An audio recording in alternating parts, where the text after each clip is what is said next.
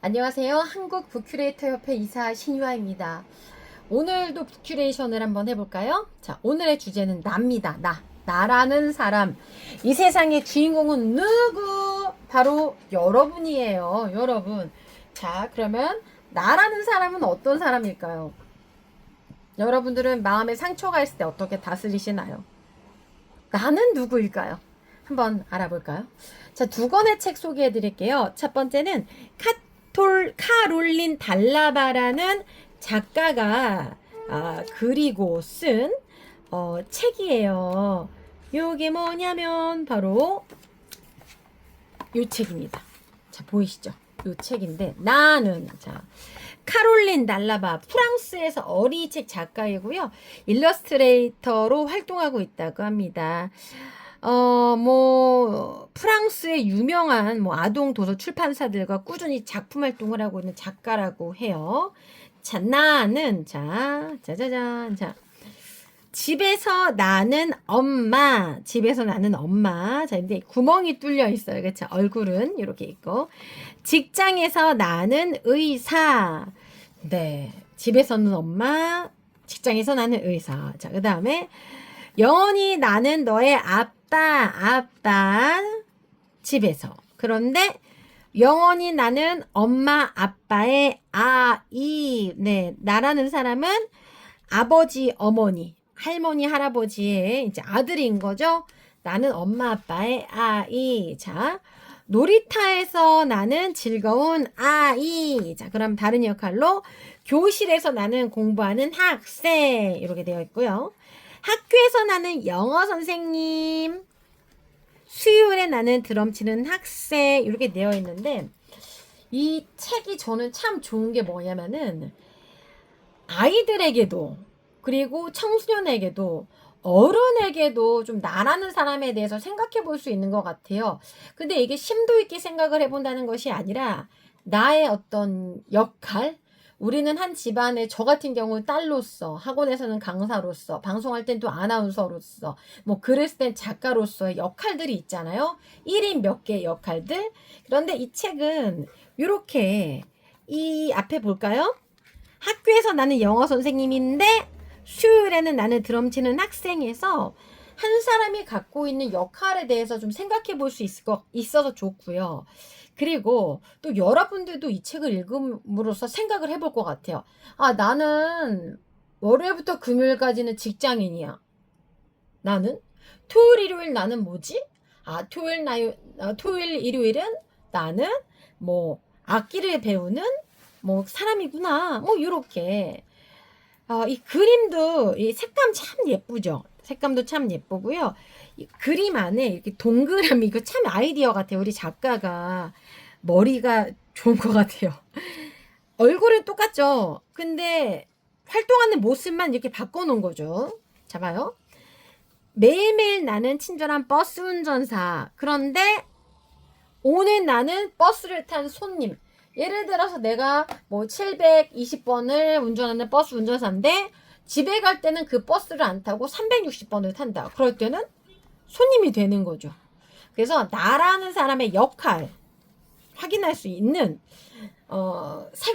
책인 것 같아요. 나는 그냥 단순히 일만 하지. 끝.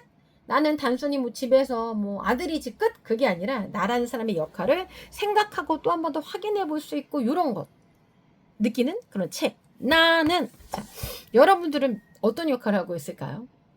자, 다음으로요 소개해드릴 책은요, 나의 고통은 보이지 않아입니다. 자, 우리가 다스려야 할 마음의 상처에 대하여 2019년 몬트리올 도서관에서 아동 청소년 도서상을 수상했다고 합니다. 루실드 패슬로랑 글, 주느비에브 다를링 그림입니다. 아이고 제가 이거를 촬영을 하면서 위에를 쳤어요. 이게 높아요. 다시 한번 촬영대를 조금 쳤어요. 높아서 공간이 죄송합니다. 자, 내 생각에 내가 가장 싫어하는 것은 상상력의 죽음인 것 같다. 실비아 플러스가 쓴 말이 여기 있네요. 개인적으로 실비아 플러스 참 좋아하는데. 자, 좀 심오한 내용들이 있습니다. 이렇게 그림에서 이제 좌절하는 모습들, 힘든 모습들이 나타나죠. 요거는 이제 어른들을 위한 그림책이라 생각이 들고, 또 청소년 도서상을 수상을 했으니 당연히 청소년 대상이기도 하겠죠. 하지만은 뭐 유치부, 초등부, 뭐 어린이 대상은 아니다, 이렇게 생각해 주세요. 한쪽 다리에 깁스를 한 것이 마음이 아픈 것보다 훨씬 더 많은 연민과 동정심을 불러일으키는 경우가 많다. 깁스는 눈에 보이기 때문에 사람들은 깁스한 이를 배려해주고 신경을 써줄 것이다. 하지만 얼굴에 푸른 멍자국 하나 없어도 피 한 방울 안 나도 마음이 아파 힘들 수 있다. 우리는 마음이 아파도 멈추지 않고 계속 나아가고 주어진 일상의 임무를 계속 완수해 간다. 하지만 남들보다 느리고 남들만큼 똑부러지지도 않으며 남들보다 쉽게 지친다. 주변 사람들도 그걸 아주 모르진 않는다. 사람들이 그걸 동네방네 떠들진 않는다. 그것은 모든 이와 공유할 수는 없는 뭔가 은밀한 것이다. 우리 마음속의 멍은 눈에 안 보이는 경우가 많고 만약 사람들이 알게 되면 우리에게 상처로 되돌아올 수 있다. 사회는 우리 마음속의 상처를 보고 싶어 하지 않는 경우가 더 많다. 우리의 머릿속에서 무슨 일이 벌어지고 있는지, 우리에게도 다스려야 할 아픔이 너무 많다는 것을 사람들에게 어떻게 설명해야 할까?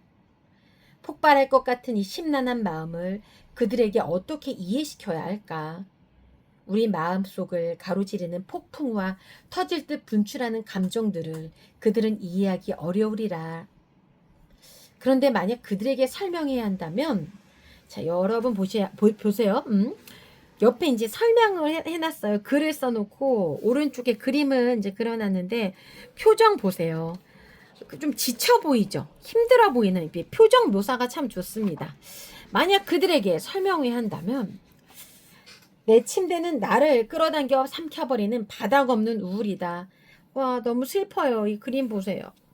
우울한 게 느껴지죠. 눈을 가렸음에도 불구하고 이 표정만으로 입과 이런 동작에서 자리에서 일어날 수가 없다. 꼼짝할 수도 없다. 할 수 있는 것은 우는 것뿐. 엄마는 늘 이렇게 말한다. 넌 잘 될 수 있는 조건을 다 갖고 있단다. 네가 잘 안 될 이유는 하나도 없어. 엄마 말이 맞다. 오늘 아침 편의점은 저 세상 끝인 것처럼 멀기만 하다. 그래도 난 우유를 사러 갈 것이다. 슈샤나. 우리 힘들 때는 어머님들의 한마디가 굉장히 큰 힘을 주죠. 어젯밤 나는 공황 발작을 겪었다. 눈은 떴지만 숨을 쉴 수 없었고 목구멍은 콱 막혀 있었다. 나는 울부짖었다. 정말 무서웠다. 몇 시간 후 나는 일과를 시작했다. 선택의 여지가 없다. 카림. 자, 아유, 마음이 아프네요. 공황 발작을 겪은 상태, 목구멍이 콱 막혀 있었던 상태의 모습들을 그려 놓았습니다. 이 책의 등장인물은 사실 모두 허구입니다. 이 작가의 주변 이야기야 경험들로부터 좀 아이디어를 찾아냈다고 하는데요.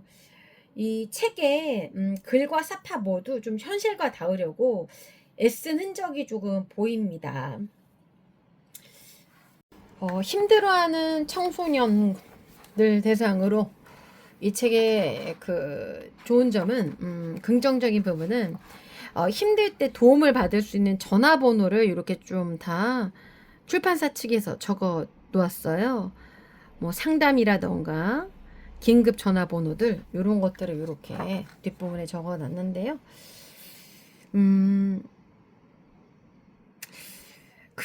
이 책 맨 뒤편에 보시면 우리는 매일 과거를 포기하거나 과거를 받아들여야만 한다. 만일 받아들일 수 없다면 조각가가 되어야 한다라는 이제 프랑스 조각가 루이즈 부르주아가 한 말도 있습니다. 내가 지금 너무 힘들다 하는 청소년들. 근데 앞서 말씀드렸지만 저는 이 책은 뭐 청소년뿐만 아니라 성인이 읽어도 좋을 것 같아요. 앞에 있는 모든 이 사파의 그림들이 좀 우울했다면은 이제 뒷부분으로 올수록 행복한 모습의 사파가 또 등장을 하기도 합니다. 오늘은 주제는 나로 잡아서 좀 큐레이션을 해봤습니다. 나는 여러분들은 어떤 사람일지 한번 생각을 해보시고요. 여러분의 이제 삶에 고통이 있다면은 나는 이겨낼 수 있다. 나는 괜찮은 사람이다. 이런 것들을 좀 상기시키면 좋을 것 같습니다. 나는 나의 고통은 보이지 않아 소개해드렸습니다.